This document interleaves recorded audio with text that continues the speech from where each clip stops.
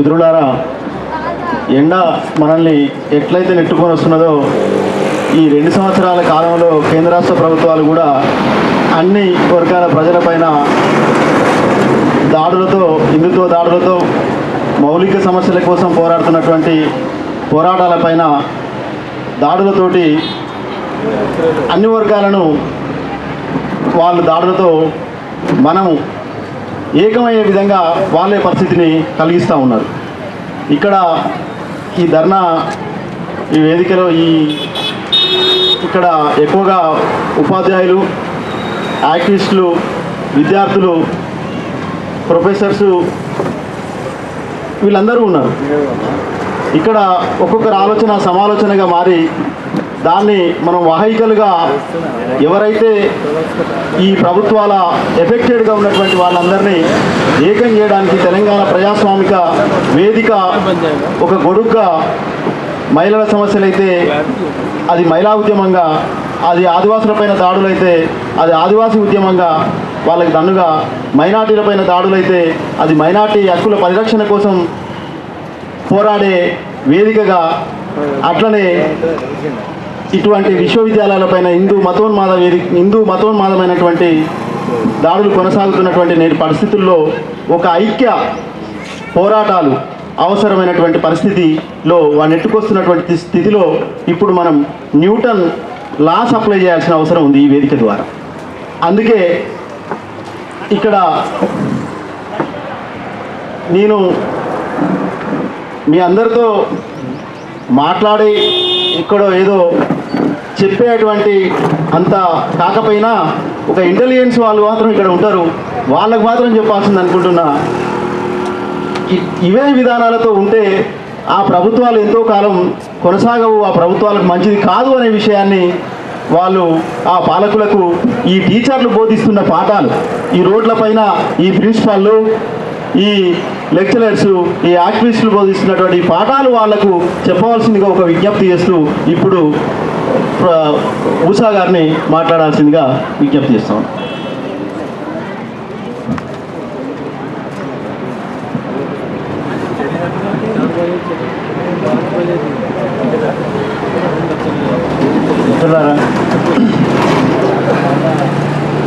తెలంగాణ ప్రజాస్వామ్య వేదిక ఒక ఉమ్మడి వేదిక, అది నిర్వహిస్తున్న పాత్ర గురించి మా అధ్యక్షులు చెప్పారు. పాలకులకి మనం పాఠాలు చెప్పాల్సిన పరిస్థితి, టీచర్లు వీధుల్లోకి వచ్చి చెప్పాల్సి వస్తుంది, పిల్లలకి చెప్పాల్సిన పాఠాలు.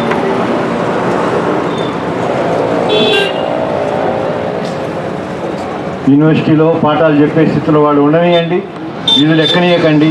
ఆ పరిస్థితి వస్తే మరి మీరు అసెంబ్లీ నుంచి, పార్లమెంట్లోంచి వీధుల్లోకి ఈడ్చుకొచ్చి మిమ్మల్ని వెంటబడి తరిమి కొట్టాల్సిన పరిస్థితి వస్తుందని చెప్పి హెచ్చరిస్తూ ఉన్నారు. కానీ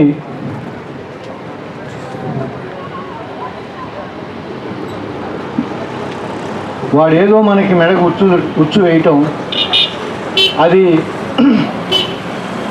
విప్పుకొని మనం బయటపడటం, మళ్ళీ ఇంకో ఉచ్చు వేయటం, మళ్ళీ వాడు వేసిన ఉచ్చుని మళ్ళీ విప్పుకోవటం, ఇదే సరిపోతుంది మనకి.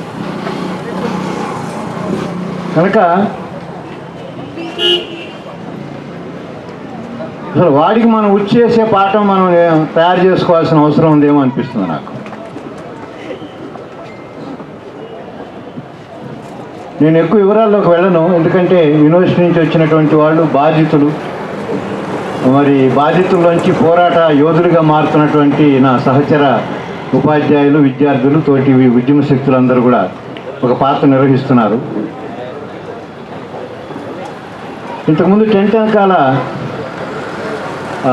హైదరాబాద్ యూనివర్సిటీ స్టూడెంట్ జాక్ తాలూకు సౌహాన్ అడుగుతున్నాను నన్ను, దీని తర్వాత ఏమిటి అని. అప్పారావు అడుగు కదలట్లేదు. కేసీఆర్ ముందు కాళ్ళకి బంధం వేయటంలో వాళ్ళు చాలా అడ్వాన్స్డ్గా ఉన్నారు. మా సుజాత అంటుంటుంది, స్కూళ్ళు మూసేస్తున్నారంటే కేజీ టు పీజీ మొత్తం వచ్చేస్తుంది అంటాడు. దప్పికతో నీళ్ళు అవుతున్నాయి అంటే భగీరథ మిషన్ భగీరథ అంటాడు. పేదరికం పెరుగుతుందంటే కమ్యూనిస్ట్ అంటాడు, ఆదివాసులు అంటే నక్సలైట్లు అంటాడు. అసలు వాళ్ళ ఆనందం ఏముంది? నక్సలైట్లు దుకాణం మూసుకోవాలి, కమ్యూనిస్టులు దుకాణం మూసుకోవాలి, మంచినీళ్ళు అవుతున్న వాళ్ళ దుకాణం మూసుకోవాలి, అన్నీ మూసుకోవాలి. అంటే నేను చేయనంటే ఎందుకు చేయమని అడగొచ్చు. మనం అడిగేది పావులు అడిగితే రూపాయి పావులు ఇస్తానని వాడే అంటే ఇంక ఎక్కడ అడిగేది ఉంది? అందుకని వాళ్ళు చాలా ఫాస్ట్గా ఉన్నారు, సిద్ధాంతంలో కూడా ఫాస్ట్గానే ఉన్నారు అనుకుంటున్నాను నేను. మనమేమో దళిత సమస్య, రోహిత్ సమస్య దళిత సమస్య, హైదరాబాద్ యూనివర్సిటీ సమస్య హైదరాబాద్ యూనివర్సిటీ సమస్య, కన్నయ్య మా అన్నయ్య కాదు, ఆ సమస్య ఈ సమస్య ఒకటి కాదు, ఆ యూనివర్సిటీ ఈ యూనివర్సిటీ ఒకటి కాదు అనే మాటలు కూడా మాట్లాడుకునే స్థితిలో ఉన్నాం. నేను అప్పుడు మా మిత్రుడికి ఏం చెప్పాను అంటే, ఆల్ ఇండియా వైడ్గా యూనివర్సిటీస్ అన్నీ కలిసి ఒక జేఏసీ ఫామ్ చేయి. ఆల్ ఇండియా వైడ్గా యూనివర్సిటీస్ అన్నీ కలిసి ఒక విద్యార్థి ఉద్యమం, దేశవ్యాప్త విద్యార్థి ఉద్యమం. ఏ యూనివర్సిటీ స్టూడెంట్స్ ఏ అంశాన్ని వెలికి తీస్తున్నారో చర్చించండి. యూనివర్సిటీ అధికారులు డిబేట్ చేయనీయట్లేదు, ఆ లిబరల్ స్పేస్ పోతున్నది, డెమోక్రటిక్ స్పేస్ పోతున్నది. రేపటి సమాజం ఎట్లుండాలో, ఎంత ఆధునికంగా ఉండాలో యూనివర్సిటీలో ఒక ప్రయోగాలు చేసేటువంటి వాతావరణం పోతుంది అని అంటే, మన ఉద్యమ శక్తులైనా ఒక్కొక్క యూనివర్సిటీ ఒక్కొక్క విషయాన్ని ఎందుకు డిబేట్ చేస్తున్నదో, అన్ని డిబేట్స్ని తీసుకొని చర్చించగలిగినటువంటి ఒక వైడ దృక్పథంతో ఎందుకు వెళ్ళాల్సిన అవసరం లేదు అనేది నాకు అనిపిస్తుంది. ఎస్, ఇంతకుముందు తదాగత అంటున్నాడు, కన్నయ్య విషయం క్యాస్ట్ డిస్క్రిమినేషన్కి సంబంధించిన విషయం. ఇది సంఘ వ్యతిరేక స్వభావంతో దళితులు కుల సమస్యని కులతత్వంతో లేవనెత్తుతున్నారని దత్తాత్రేయ ఆరోపణ చేశాడు. అందుకని ఈ సంఘ వ్యతిరేక శక్తులుగా, జాతి వ్యతిరేక శక్తులుగా ఉండే కులవాదుల్ని యూనివర్సిటీలో ఉండనీయకుండా చేయమని చెప్పి అతను ఆదేశించాడు. అక్కడ నిజంగానే జాతి వ్యతిరేకమైంది, దళిత సమస్య లేవనెత్తడం అనేది జాతి వ్యతిరేకమైంది. లాజికల్గా ఒక పాయింట్తో మా రత్న గారు కొట్టేశాడు. ఒకవైపున ఈ అంటరాని కులాల వాళ్ళు కుల సంఘాలు పెట్టి అంబేద్కర్ని అడ్డం పెట్టుకొని కులతత్వాన్ని రెచ్చగొడుతుంటే సస్పెండ్ చేసిన వాళ్ళు మళ్ళీ అతను ఎస్సీ కాదు బీసీ అని ఎందుకు అంటున్నారు? ఎస్సీనే కదా మీరు, ఆ ఎస్సీ సంఘం పెట్టి కులతత్వాన్ని రెచ్చగొట్టే ఆరోపణ చేసిన వాళ్ళు. ఇది ఒక విషయం. అయితే అక్కడితో పరిమితమైంది. అది ముజఫర్ నగర్లో జరిగినటువంటి మత కల్లాల మీద వచ్చినటువంటి ముజఫర్ నగర్ బాకీ అనేది ఆ వీడియో బాకీ ఆ వీడియోని ప్రదర్శిస్తుంటే ఢిల్లీ యూనివర్సిటీలో ఏబీపీ వాళ్ళని దాడి చేశారు. ఆ దాడి చేయడాన్ని ఖండిస్తూ అన్ని యూనివర్సిటీస్లు ఇంక్లూడింగ్ హైదరాబాద్ యూనివర్సిటీ కూడా చేసినాయి, జేఎన్యూ కూడా చేసింది. దాని మీద కూడా ఆరోపణ చేశాడు. దత్తాత్రేయ ఆరోపణ చేసింది ఒకే వాక్యమైనా దానికి 3 ముఖాలు ఉన్నాయి. ఒకటి క్యాస్టిస్టులు, రెండోది టెర్రరిస్టులు, మూడోది యాంటీ నేషనలిస్టులు, ఆ తర్వాత యాంటీ పేట్రియాటిస్టులు. ఇంక వాడకుండా ఉండాల్సిన పదం లేదు. అయితే ఇన్ని రకాల ముద్రలు వేసినప్పుడు ఇక్కడ కన్నయ్య కూడా జాతి వ్యతిరేకి. ఇంకొంచెం గుర్తు చేసుకుంటే అంబేద్కర్ మీద కూడా బ్రిటిష్ ఏజెంట్గా కులతత్వాన్ని రెచ్చగొడుతున్నారని అప్పుడు కూడా ఆయన దేశద్రోహి, జాతిద్రోహి ముద్ర వేశారు. మనం అది మర్చిపోవద్దు. అందుకని నేను ఇక్కడ మాట్లాడదలుచుకున్నది ఏంటంటే,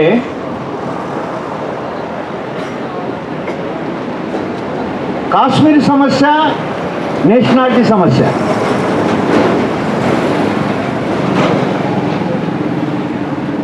మరి ముజఫర్ నగరు మత కలహాలకు సంబంధించింది. అట్లాగే ఉరి తీసినటువంటి అఫ్జల్ గురు గారు, యాకూబ్ మెమన్ బొంబాయిలో బాంబు దాడులు చేశాడు అనే ఆరోపణతో టెర్రరిస్ట్గా ముద్ర వేస్తున్నారు. అది ఈ దేశంలో మైనార్టీస్ మీద మెజార్టీ చేస్తున్న దాడులకు సంబంధించినటువంటి మతత్వం సమస్య. ఆనాడు ఎదురీత నడుపుతూ మేము యాకూబ్ మెమన్ వాళ్ళు స్టాక్ మార్కెట్ ఎక్స్చేంజ్ మీద బాంబు పెట్టారు. ఎప్పుడో లాడెన్ అనేవాడు అమెరికాలో WTO భవనం మీద బాంబు పెడితే అది వరల్డ్ న్యూస్ అయింది. అంతకుముందే ఇక్కడ యాకూబ్ మెమన్కి సంబంధించినటువంటి వాళ్ళ ఇన్సిడెంటు ఈ స్టాక్ ఎక్స్చేంజ్ మీద బాంబు పెట్టడం. ఎదురైతే ముఖ చిత్రం వేశాను నేను అప్పుడు. అది తీసుకొని ఇప్పుడు పంపిస్తే నన్ను వెంటనే దేశద్రోహి జాతి ద్రోహిని జైల్లో పెడతారేమో. నేనేం చెప్పదలుచుకున్నానంటే ఈ సమస్యలన్నీ కూడా ఒకే కుదురు నుంచి వస్తున్నాయి. ఒక బీజేపీ అనే ఒక రాజకీయ పార్టీ ఇవన్నీ మాట్లాడుతున్నది. ఈ మాట్లాడుతున్నప్పుడు కుల సమస్య దగ్గర గురవుతున్నవాడు రోహిత్ కావచ్చు, మత సమస్య దగ్గర గురవుతున్నవాడు మైనార్టీ కావచ్చు, నక్సలైట్ అనే ముద్రతో గురవుతున్నవాడు ఆదివాసీ కావచ్చు, నాకు స్వయం కావాలని అడుగుతున్న ఒక రాష్ట్రానికి సంబంధించిన వాడు దేశద్రోహి కావచ్చు. కానీ మన మీద వాడు వేస్తున్న ముద్రలు మనం ఒక భిన్నత్వంతో కూడుకున్నటువంటి ఓ ప్రజాస్వామిక డిమాండ్స్ ఇవి. కులపరమైన ఆత్మగౌరవ పోరాటాన్ని దళిత ఉద్యమాన్ని ఆంధ్రప్రదేశ్లో ప్రారంభించినప్పుడు అప్పుడు కూడా ఇలాగే మాట్లాడారు. ఇది కులతత్వం అని, జాతీయతత్వానికి వ్యతిరేకమైన ఒకళ్ళు, వర్గ ఐక్యతగా వ్యతిరేకమైన మరొకళ్ళు మాట్లాడారు. అప్పుడు దళిత ఉద్యమంలోంచి వచ్చే నినాదం ఏంటంటే మాకు అలాగే గుర్తుండిపోయింది, self respect is our birth right. ఆత్మాభిమానము స్వాభిమానము మా జన్మ హక్కు. మీరు మాట్లాడొద్దంటే మరి మమ్మల్ని మేము ఏ జన్మ పుట్టామో ఆ జన్మలో మమ్మల్ని వివక్ష గురి చేస్తున్నారు. వివక్ష గురి చేస్తున్నటువంటి పరిస్థితి ఉండగా ఆ వివక్ష పోవాలని మేము మాట్లాడకుండా ఎలా ఉంటాం? అది మా జన్మ హక్కు మాట్లాడటం. మహిళా ఆత్మగౌరవ పోరాటం, మహిళ జన్మ హక్కు. మావో కూడా మాట్లాడాడు పెద్దగా మగపెత్తనాన్ని వ్యతిరేకించండి అని.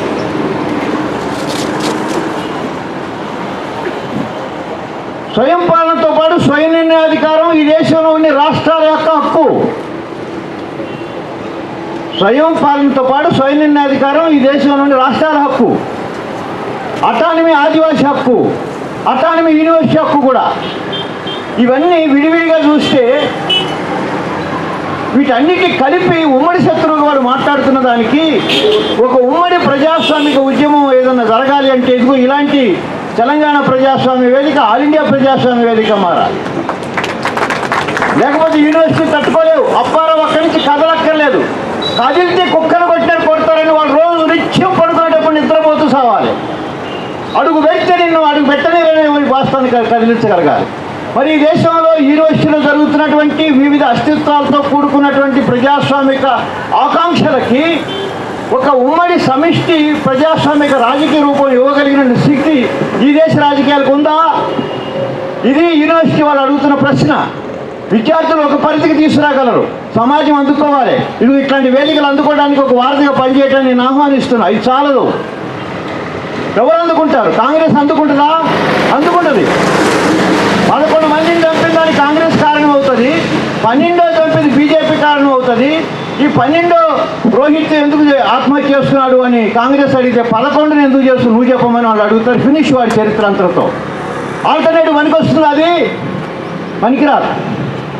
మరి మా కమ్యూనిస్ట్ సోదరులు ఉన్నారంటే ఢిల్లీలో సభ మా కన్నయ్య జరపలేదు, ఇంకొక ఎవరో జరిపారు, మా వాడు మద్దతు ఇచ్చాడు, అంతేగాని మా పోరగాడు మంచోడు అంటున్నారు. అది ఎట్లా కుదురుతుంది? నువ్వు కన్నయ్యను ఓన్ చేసుకుంటున్నావా? కన్నయ్య ఒక సభకి డెమోక్రటిక్గా మద్దతు ఇచ్చాడు. As a student union leader he gives a support to conduct a meeting జరుపుకోవటం, వేదిక జరుపుకోవటం, చర్చించడం, యూనివర్సిటీలో ఉండే ప్రజాస్వామిక వాతావరణానికి అనుగుణంగా కన్నయ్య వ్యవహరించాడు. కానీ బయట ఉన్న రాజకీయ పార్టీలు కన్నయ్యలాగా కూడా మాట్లాడలేకపోతున్నాయి. దళితులేమో మా సమస్య, దళిత సమస్య అంటారు, వాళ్ళేమో మా సమస్యమో, కమ్యూనిస్టులేమో మా సమస్య, ఇది మాది కాదు, అది ఎవరో జరుపుకుంటే మా వాడు పక్కన ఉంటున్నారు కానీ మన కాదని అంటారు. అంటే నేనేమంటానంటే బీజేపీ లాంటి ఒక పార్టీకి రాజకీయంగా సమాధానం చెప్పడానికి 4 అంశాలకి కలిపి సమాధానం చెప్పే ప్రత్యామ్నాయ రాజకీయాలు ఉన్న ఒక రాజకీయ పార్టీ దేశం అవసరం ఉందంటున్నాను. నేను ఎవరిని విమర్శించడం కోసం చెప్పట్లేదు. దీనికి సంబంధం కూడా ఉందంటున్నాను. అంబేద్కర్ ఎస్సీ ఎస్టీ ఇద్దరు కలిపి రిజర్వేషన్స్ ఒకే కేటగిరీ కింద పెట్టాడు. ఎందుకు పెట్టాడు తెలుసా? ఆయన ఏం చెప్పాడు తెలుసా? ఇవాళ ఎస్సీ ఎస్టీలు ఒకటే అనుకుంటున్నారా? దళితులు ఊరు బయట వాళ్ళైతే గిరిజనులు నాగరికత బయట వాళ్ళు అన్నాడు. బోత్ ఆర్ అవుట్ సైడర్స్. So I'm putting in one category of reservations SC ST. రెండోది, ఈ దేశంలో యూనివర్సిటీస్లో కాషాయీకరణ తీసుకొస్తున్నారు అని అంటున్నారు. కాషాయీకరణ అంటే ఏమిటి? నాకెందుకో ఆ పదం వాడటం అవసరమే, కానీ ఆ పదం కింద అన్ని కొట్టుకుపోతున్నాయి.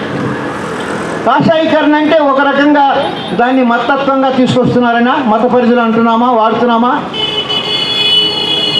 ఒకవేళ మత పరిధులను వాడితే హిందువీకరిస్తున్నారు అని కనుక అనుకుంటే, కేవలం హిందువీకరించడం అనేదే కాదు, హిందూయిజం అనేది నేషనలిజం అంటున్నారు. వాళ్ళు హిందూయిజం నేషనలిజం అంటున్నారు, కల్చరల్ నేషనలిజం అంటున్నారు.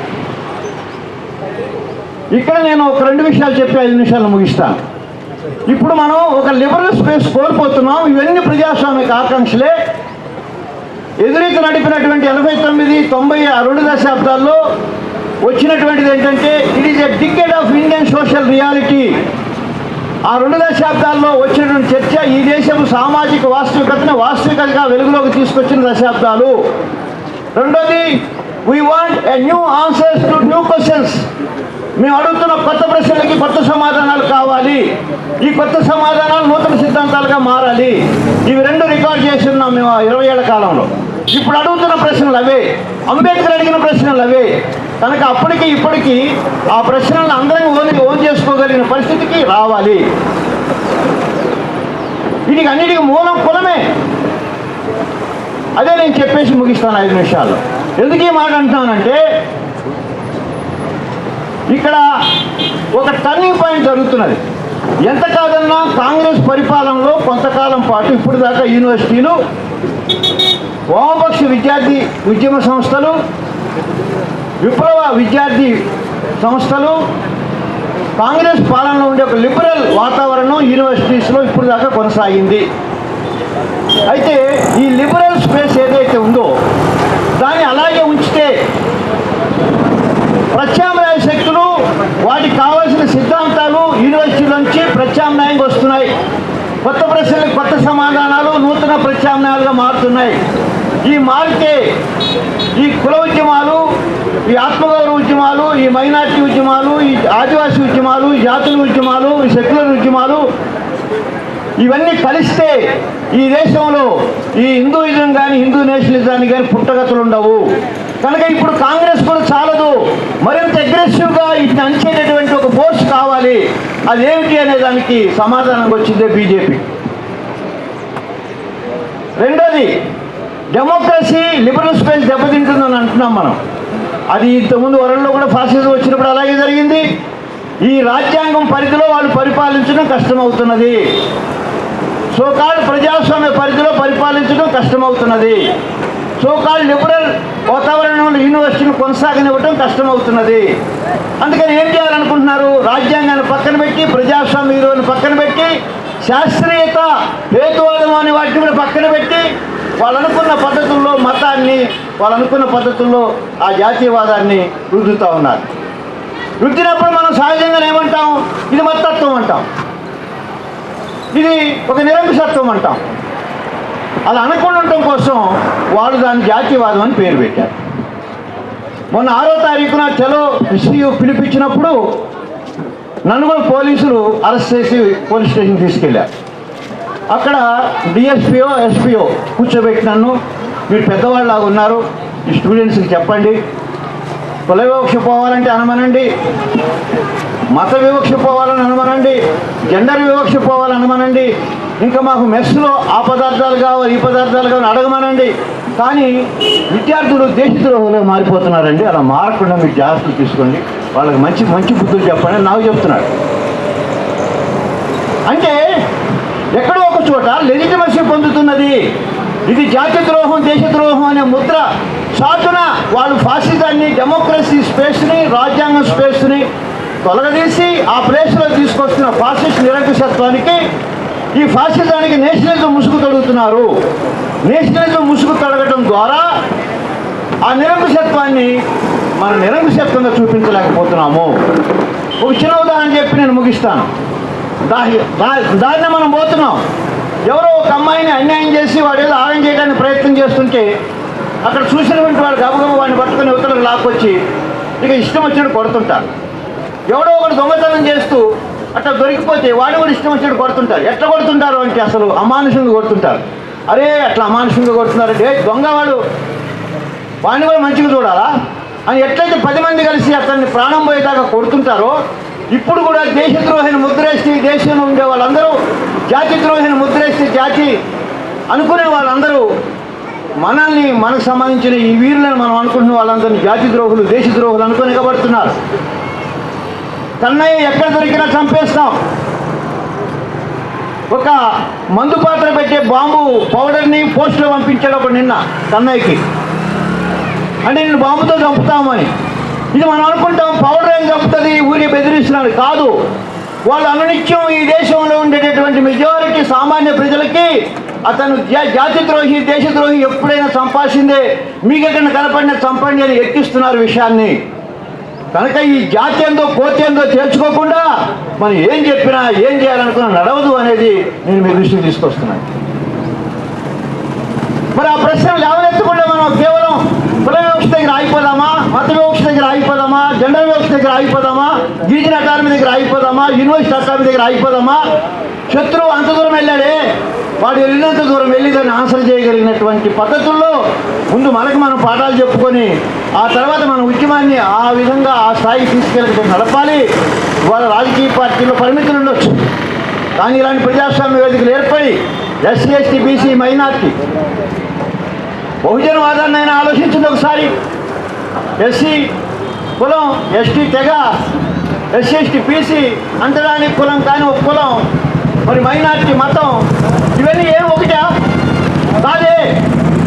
ఐడెంటిటీ అలయన్స్ అండ్ ఆల్టర్నేటివ్ ఈ మెథడాలజీని తీసుకుందాం. ఐడెంటిటీ అలయన్స్ అండ్ ఆల్టర్నేటివ్ ఈ అన్నిట్లో కూడా వాడు 10 రకాలుగా మన ఐడెంటిటీస్ మీద దెబ్బ కొడుతున్న వాడు ఒక్కడే. ఆ ఒక్కడు కూడా అనుసరిస్తున్నది అన్ని ఐడెంటిటీ మీద దెబ్బతీసి ఈ భిన్నత్వం మీద ఏకత్వమే హిందుత్వ.